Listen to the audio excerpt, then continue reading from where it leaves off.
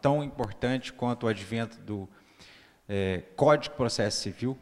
Eu gosto de falar que, na verdade, nós estamos diante de um novo processo civil. A lei não muda a realidade, nós temos que mudar a cultura, senão a norma nova não vai adiantar nada. Então, gostaria de parabenizar a doutora pela organização e o palestrante por um tempo tão exíguo tratar do tema de uma forma que não foi superficial, isso é importante dizer, parabenizo. E gostaria também aqui de parabenizar os novos colegas ingressos na carreira da Defensoria Pública, que deverão seguir essa nova tônica de atuação da Defensoria Pública, que não busca apenas a transpiração diante do quantitativo de trabalho, mas a oxigenação para buscar um melhor qualitativo na nossa atuação, diante dessas novas demandas que afastam essa questão do operador de direito. Não há mais espaço para o tal do operador de direito. Nós temos que ser arquitetos de soluções de novas situações jurídicas, porque hoje nós estamos na gestão de inúmeras demandas, situações que vão além do aspecto jurídico, né? Assim como o novo CPC, que aparentemente didático, é recheado de conceitos jurídicos determinados que traz uma alta complexidade, que afasta a questão da eleição da lei como o móvel principal, mas a questão do precedente. O sistema legisferante foi jogado de lado e foi trazido à tona à magistratura, que talvez nessa possível revanche vai dar o troco na formação de precedentes políticos, e esse é um perigo, a se pensar na questão da tutela jurisdicional, desse embate do precedente da lei, né? E também da importância do tema tão caro, né? Por conta do CPC eleger os equivalentes jurisdicionais, exemplo da mediação, da conciliação, com uma curva a ser tomada para não entrar no egresso jurisdicional, né? Sistema multiportas da solução de direitos, né? O código nasceu, mas está na incubadora. A lei de mediação já veio e beliscou ele um pedaço.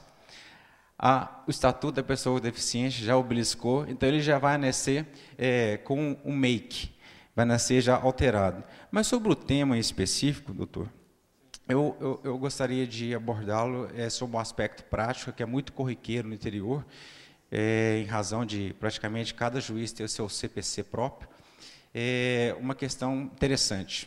Há situações onde a jurisprudência está pacificada, mas, por desejo pessoal, o julgador não concede, às vezes, uma tutela provisória, ele posterga a análise, ele não fala, eu indefiro o pedido por isso, eu indefiro por aquilo, eu postergo a análise.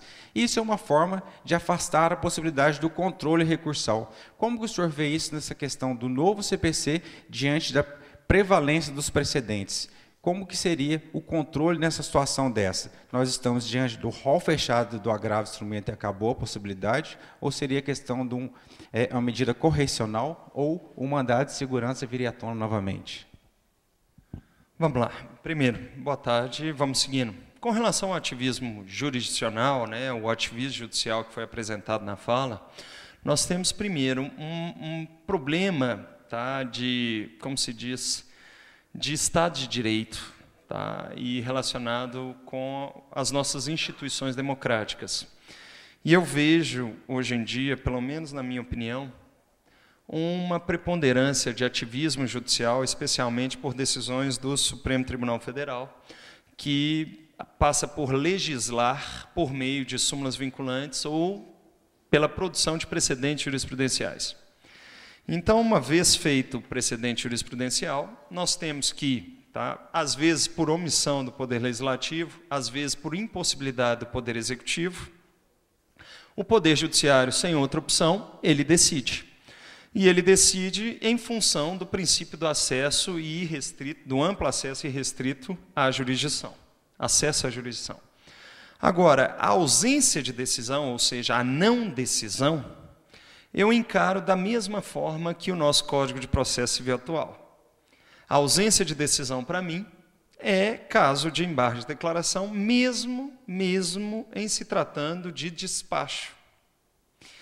E eu tenho um precedente de 1992, do ministro Marco Aurélio, lá do Supremo Tribunal Federal, que se for procurado hoje em dia você não encontra, mas nós temos o inteiro teor dele, lá no escritório, que caso não haja decisão proferida pelo juiz em primeiro grau, especialmente nas hipóteses de liminar, e agora serão as tutelas provisórias inaudita altera parte, se ele não decidiu e recebeu a inicial, mesmo que ele tenha simplesmente designado a audiência de conciliação ou designado as sessões de mediação, e sem apreciar a tutela provisória, eu embargo de declaração tranquilamente.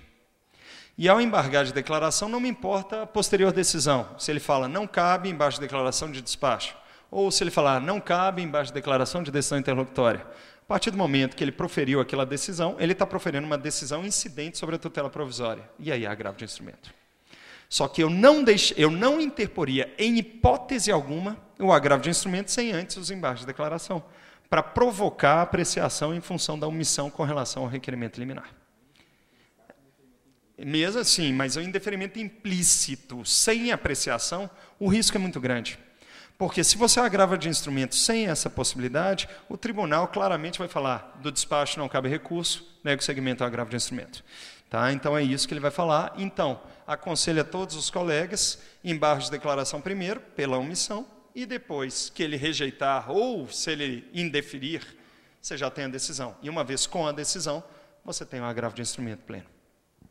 Respondido? Alguma outra pergunta, senhores? Então eu vou utilizar da... Será que existe a pergunta em dobro? Tem um prazo em dobro, né? Sobre a Defensoria Pública tem um modo de atuação que talvez ficaria difícil eu lhe explicar para que você pudesse nos dar uma orientação, mas eu gostaria que você falasse na perspectiva enquanto advogado. Eu estou no interior, postulo uma ação judicial, quando obtenho a solução extrajudicial, há uma sentença, eu manejo um recurso de apelação e, por ocasião desse trâmite recursal de sede de tribunal, um outro defensor analisará a demanda doravante. Então, quais os cuidados que você entende necessário na elaboração da petição para que eu possa entregar uma atuação qualificada para esse defensor que atua no tribunal, pensando na jurisprudência defensiva, no incidente de resolução de demanda repetitiva e nos recursos repetitivos? A pergunta é bem simples. Vamos lá. Eu vou responder com dois enfoques. Primeiro, a preocupação prévia de qualquer recurso ordinário lato sensu para que nós consigamos alcançar o tribunal, né, superior é a feitura do pré-questionamento. Então, quando nós falamos de pré-questionamento, tá, o pré-questionamento envolve, primeiro, uma explicitação de todo e qualquer artigo de lei federal,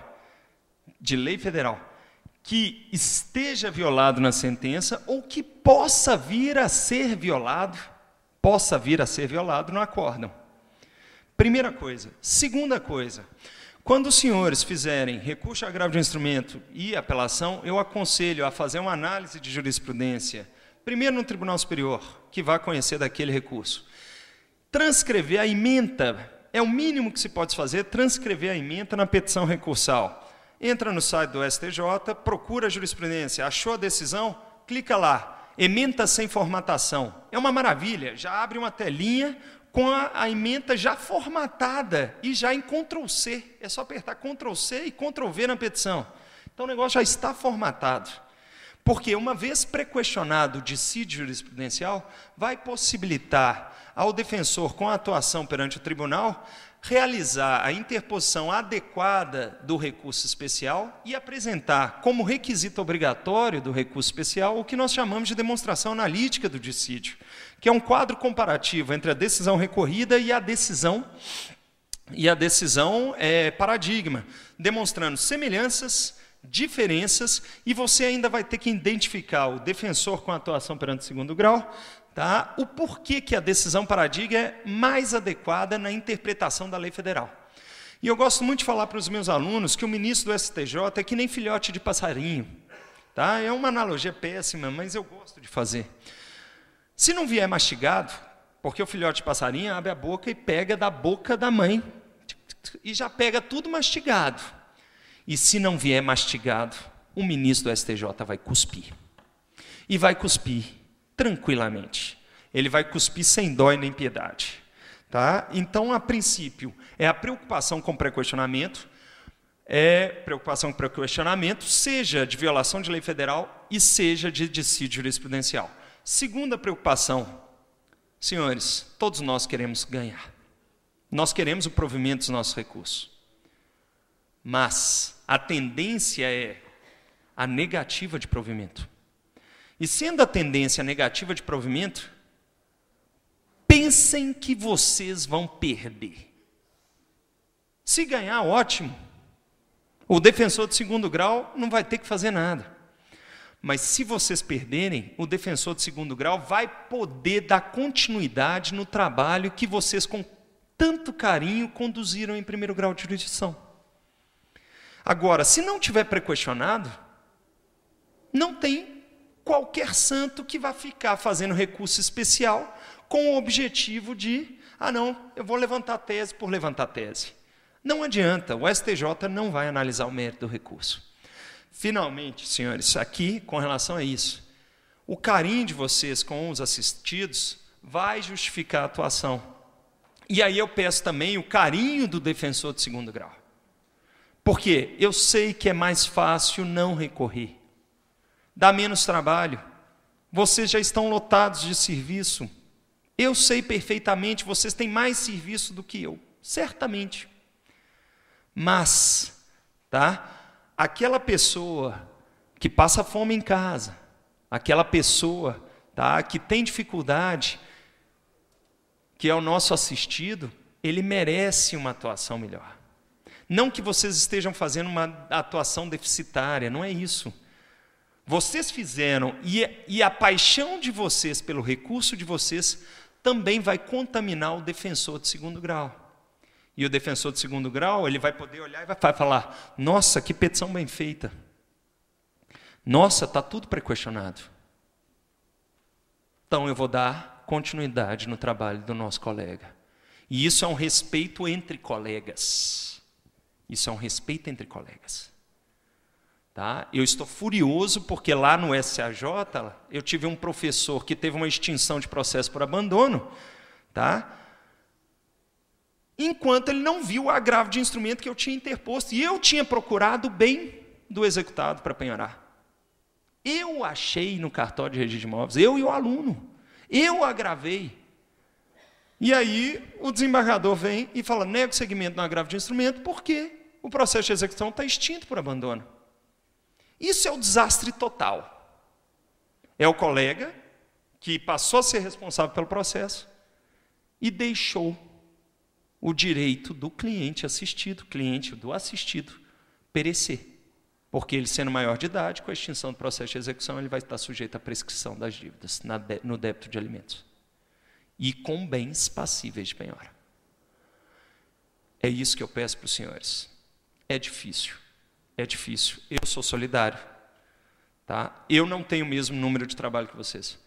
Mas, às vezes, bem pré-questionado, o colega de segundo grau ele vai falar, eu vou manter, não vou deixar a peteca cair. A gente precisa trabalhar com isso.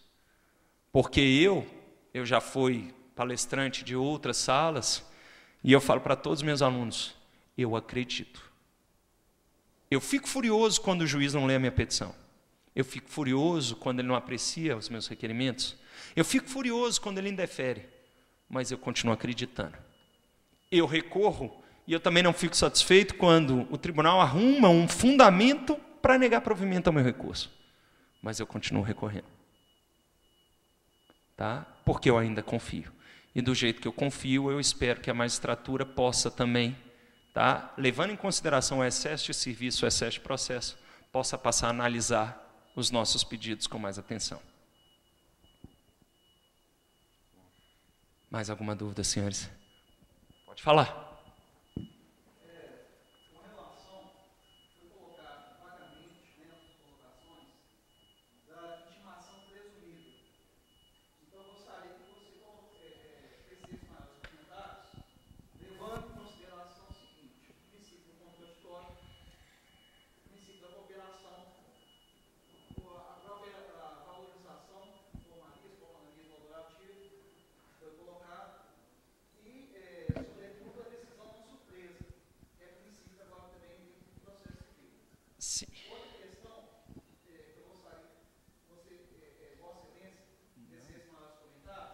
Pode ser professor. O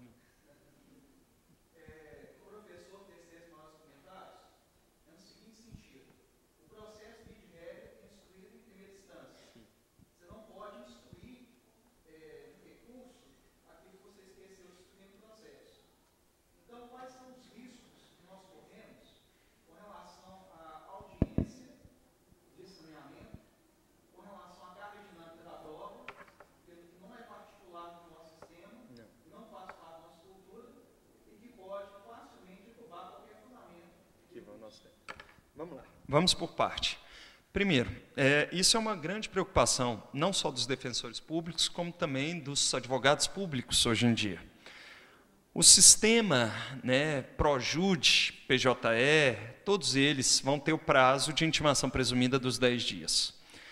Remetida a comunicação da intimação, o advogado, entre aspas, o defensor, agora o procurador público, eles vão ter o prazo de 10 dias para receber aquela intimação.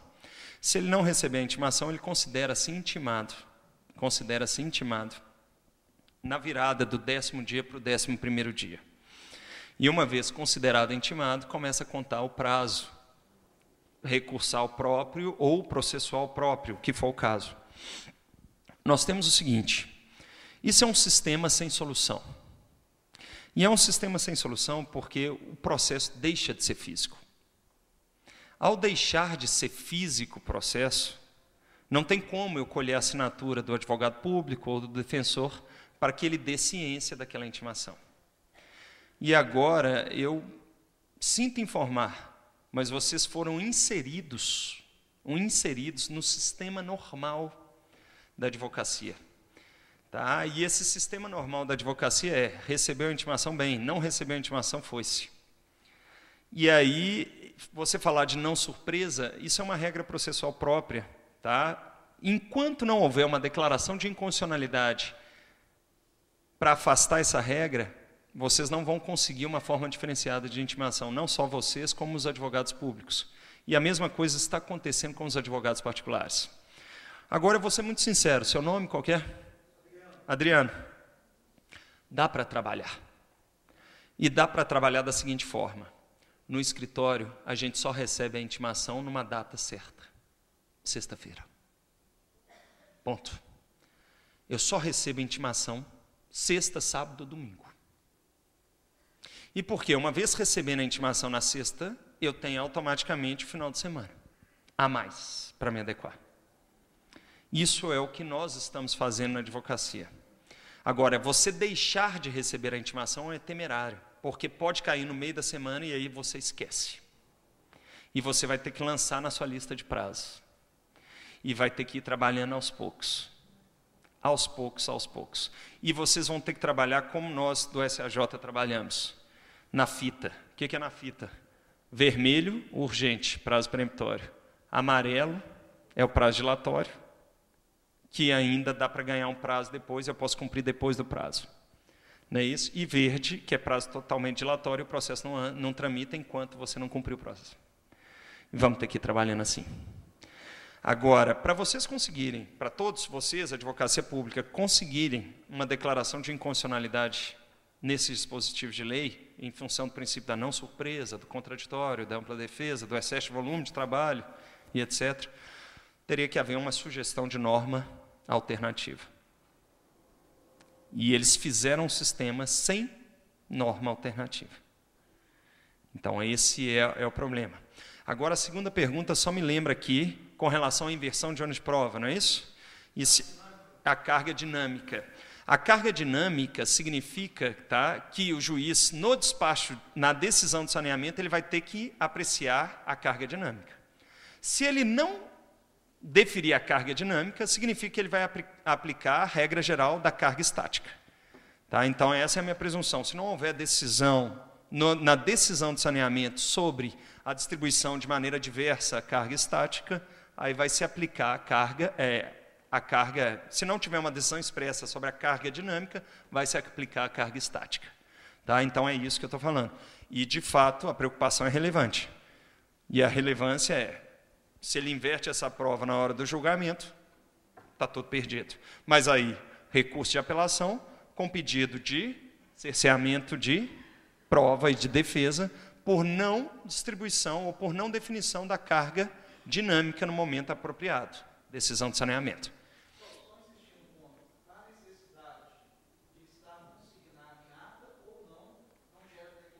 Olha aqui, a ata, eu vou ser muito sincero para você, Adriano, a audiência de saneamento, ela vai ser a exceção.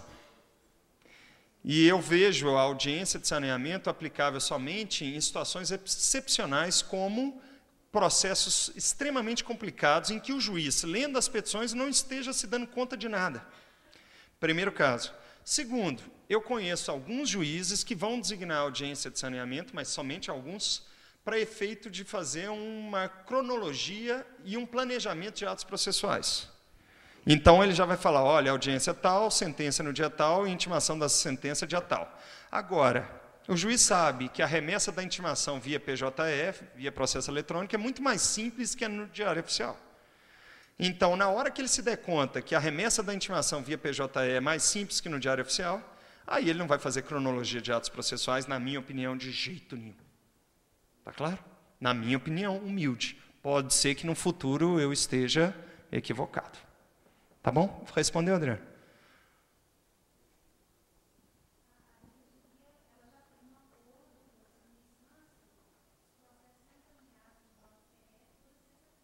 Eles já são encaminhados na sexta.